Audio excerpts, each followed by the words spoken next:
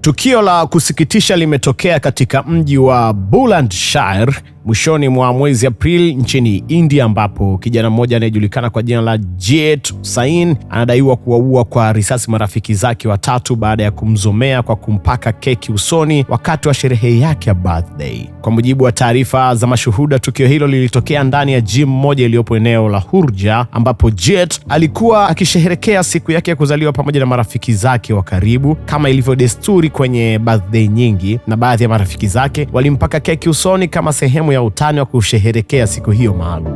Sasa hata hivyo, jambo hilo halikumpendeza Jeet mwenye umri wa miaka 33, ambaye alionekana kukasirika ghafla na kuanza mabishano makali na marafiki hao watatu waliotambulika kwa majina ya Amardeep Sain, Manish Sain na Akash Sain.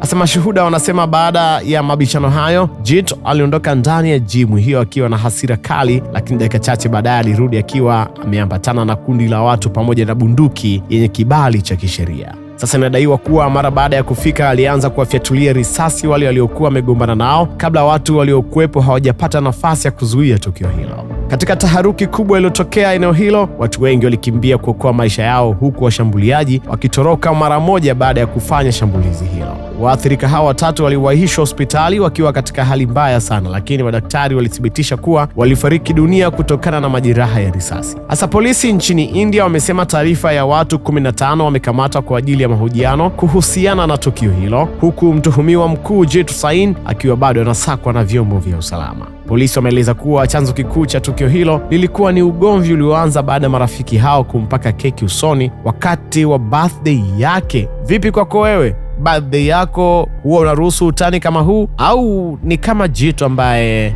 hataki masihara kwenye sherehe yake? Mimi naitwa Voice of Siraji na hii ni Makini Media, the trusted voice.